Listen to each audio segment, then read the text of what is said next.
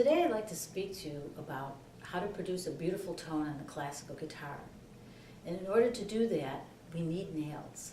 And it's a shout out to a lot of the young students learning to play classical guitar that find it difficult because they're active in sports and so on. But we very much do need the nails.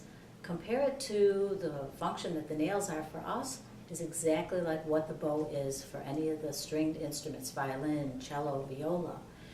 And we need to keep our nails of a nice, good quality to produce a beautiful tone on the guitar. And before we get started with listening to our tone, we need a few products. The three products that we need is going to be a glass nail file. This I find very helpful in taking out if your nails get too long or if they get some chips in them. This does the trick very well, but gently. It's not like an emery board that seems to kind of chew the nail up. So a glass nail file. The next thing would be one of these multi-sided buffers. And they have different grades of buffing texture. And I find this very helpful. So you can go first with the glass nail file, then with the multi-sided buffer, and then you're not quite finished yet. I think the ideal product at the end is this piece of sandpaper, but it's a very, very high quality sandpaper. And actually, it's a 4000 grade sandpaper. Now, all of these products you can obtain at a site, Strings by Mail. It's perfect to get all of these products as it focuses on classical guitarists.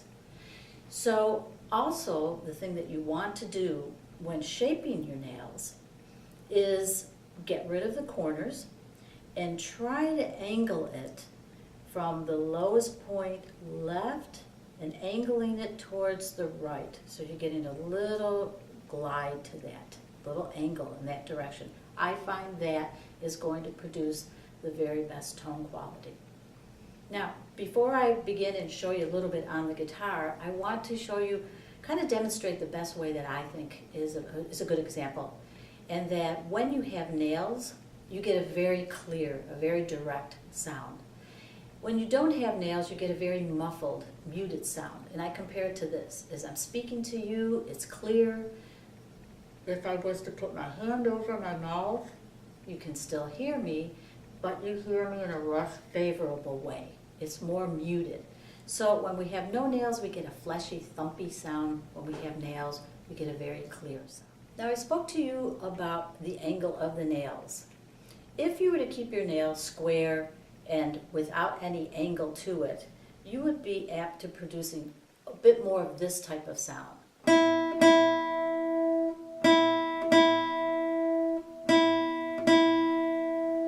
So you can hear it's a little bit harsh, it's a little brittle. When we utilize the angle, we begin to get this tone.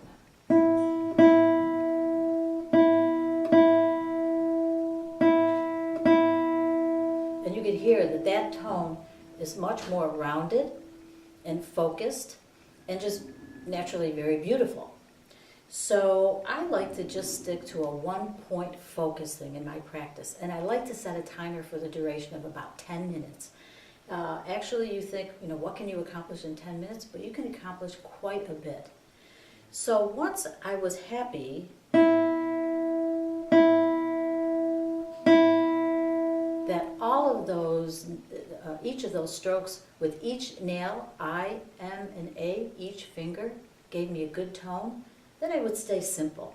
I would play a scale on the top 3 strings. That's the hardest area of the guitar to produce a good quality tone.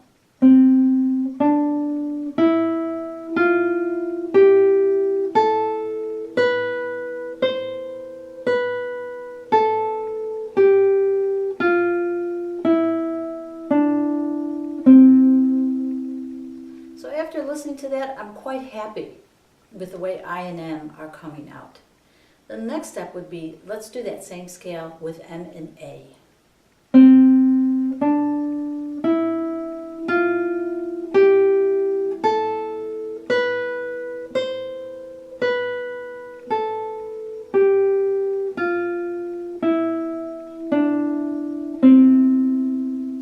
So I'm happy me that it's balanced. I feel that all three of those fingers are giving me a really good quality tone. You can then play your full scale.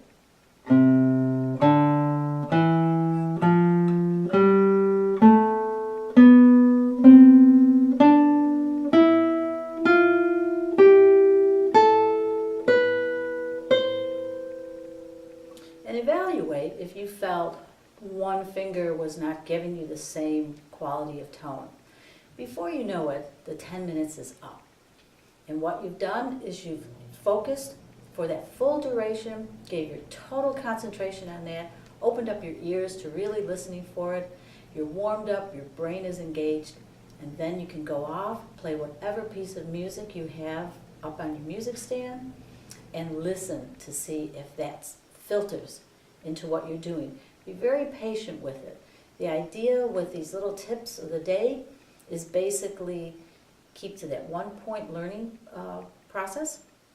Make your practice only 10 minutes in duration.